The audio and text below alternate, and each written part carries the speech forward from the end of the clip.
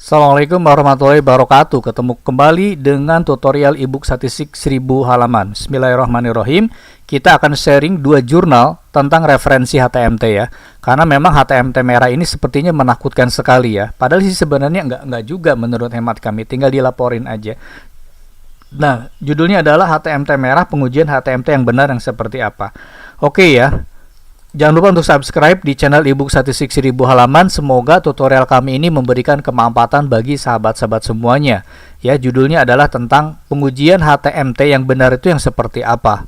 Oke, jangan lupa untuk subscribe di channel ebook statistik 1000 halaman. Nah, pemeriksaan HTMT ini selama ini kita kenal hanya nomor satu saja, yaitu HTMT di bawah 0,85 apabila konstruknya berbeda atau yang hampir-hampir mirip lah. Seperti kayak kepuasan dengan motivasi kerja nih. Ini hampir-hampir mirip ya, pakai HTMT 0,90. Tapi jarang banget diinformasikan sama kita yang namanya adalah HTMT inference bootstrappingnya. Ini jarang-jarang banget diinformasikan ke kita sebagai mahasiswa atau sebagai peneliti bahwa sebenarnya di dunia ini pemeriksaan HTMT itu ada dua.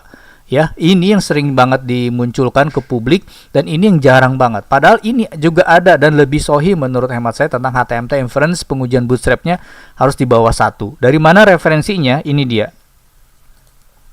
Ini adalah rumus HTMT ya. Ini adalah rumus HTMT ya. Kemudian nanti di bagian bawah HTMT itu ketemu dengan ini nih. The basis of statistical discriminant validity test which we refer to HTMT inference. Jadi ada yang disebut sebagai HTMT inference. The bootstrapping procedure allow for constructing confidence interval for HTMT as defined di dalam persamaan 6 in order to test the null hipotesisnya. H0-nya adalah HTMT di atas 1 pakai sama dengan against the alternative hypothesis. H1-nya HTMT di bawah 1. Jadi kalau nanti pengujian HTMT-nya itu di bawah 1, itu masih bisa dianggap bahwa tidak ada masalah dengan validitas diskriminan. Itu yang disebut sebagai HTMT inference. Jadi HTMT inference ini adalah menguji apakah nilai HTMT kita tuh di bawah 1 ya atau tidak, dan diharapkan memang nilainya di bawah 1. Nah, ini buktinya. A confident interval containing the value 1 indicate a lack of discriminant validity. Jadi kalau nanti hasil bootstrapnya itu mengandung angka 1, maka dianggap, maka diasumsikan, maka diuji hasilnya adalah HTMT-nya gagal. Oleh karena itu, maka ketika HTMT-nya 0,92, 0,93, kita bootstrap aja dulu. Apakah nilainya di bawah angka 1 apa enggak? Kalau nanti di bawah angka 1, menurut pandangan kami, menurut hemat kami, menurut pendapat kami, dari jurnal yang tadi itu masih bisa diterima. Oke ya, ini adalah referensinya. Ini referensi pertama yang membahas tentang jurnal HTMT, dan ini ditulis oleh siapa? Pembuat HTMT sendiri. Ini New Criterion Assessing Discriminant Validity Structural Ecosystem Modeling pakai HTMT. Henseler tahun 2015 jurnalnya. Ini ditulis oleh kelompok mereka sendiri tentang yang bikin HTMT. Bahwa HTMT itu ada dua. Satu secara deskriptif atau heuristik itu 0,85 atau 0,90. Yang kedua adalah HTMT inference berdasarkan pengujian dari bootstrapnya. Gimana caranya? Prakteknya ini dia. Masuk ke Smart PLS, kita run. Nah, setelah kita run, kita lihat nih. Wow, HTMT kita merah nih, gagal. Biasanya kita dihadapkan kepada HTMT merah gagal langsung. Kita memponis diri kita bahwa kalau nanti HTMT-nya merah itu gagal. Coba kita lihat bootstrap-nya.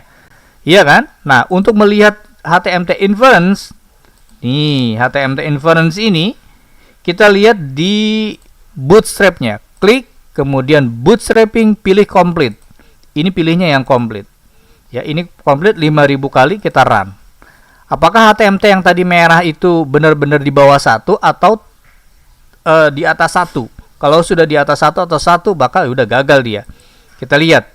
Nih, reliabilitas dengan motivasi tadi HTMT-nya 0,919. Ternyata setelah di bootstrap dia tetap nilainya di atas 1. Maka benar-benar bahwa HTMT ini gagal. Tapi dalam banyak kasus HTMT merah ini ya bisa juga nilainya itu di bawah 1. Oke ya, referensi yang lain kita lihat. Ini adalah referensi yang kedua tentang HTMT 2 ya, yang disebut sebagai HTMT generasi baru nih. Judulnya adalah HTMT generasi baru. HTMT 2 an improved criterion for assessing discriminant validity. Jadi generasi baru, rumus baru untuk menguji HTMT yang kedua ini, generasi baru, rumus baru, mengatakan bahwa HTMT yang selama ini kita pakai, ini HTMT yang ini, HTMT yang selama kita pakai ini bias, katanya. Nih, ini kan HTMT yang kita pakai nih. Nah, HTMT yang diimplementasikan di Smart PLS versi 4 ini adalah versi tahun 2015. Nah, sekarang sudah ada rumus baru yang merupakan perbaikan, an improved criterion. Jadi perbaikan dari rumus HTMT tahun 2015. Ini jurnalnya adalah baru, jurnal tahun 2021. Ditulis oleh Romer, Stolberg, dan Henseler juga. Ya, nah, apa perbedaan rumus HTMT 2 dengan rumus HTMT yang tahun 2015 yang baru kita implementasikan? The traditional HTMT. Traditional HTMT berarti HTMT tahun 2015 yang ini, jurnal ini nih. Nah, sedangkan HTMT yang kedua rumusnya baru lagi. Nah, ini rumus HTMT yang pertama menggunakan rata-rata geometrik nih, arithmetic mean indicator. Ini rumusnya. Kemudian HTMT kedua ini rumus barunya. Nah, menggunakan geometrik. Nah, HTMT 2 ini lebih baik digunakan di HTMT yang pertama. Jadi kalau teman-teman merah, silakan aja pakai rumus yang ini. Wow, itu cara ngitungnya gimana? Nah, cara ngitungnya ini belum ada software di Smart PLS, ini harus ngitung manual.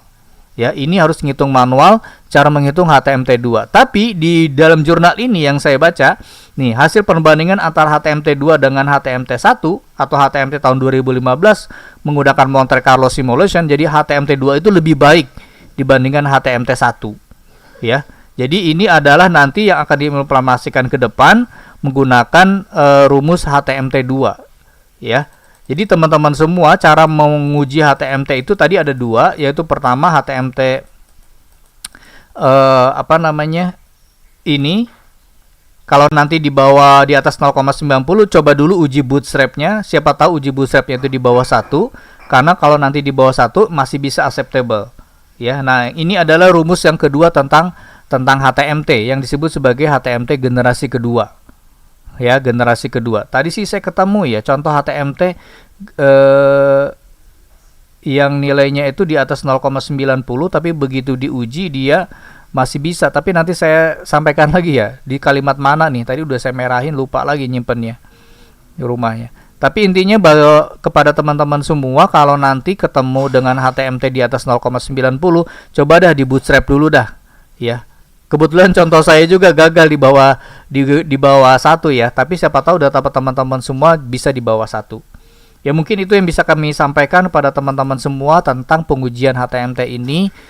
Semoga memberikan pencerahan bagi kita semuanya. HTMT Bootstrap ini belum ada di ibu kami, nanti akan kami tambahkan HTMT Inference, dan ini adalah gabungan HTMT dengan NCA, dan ini adalah analisis Moderated Mediation ya, Moderated Mediation yang menggunakan proses dengan highest, dan ini toko buku online kami. Terima kasih atas perhatiannya. Mohon maaf lahir dan batin. Assalamualaikum warahmatullahi wabarakatuh.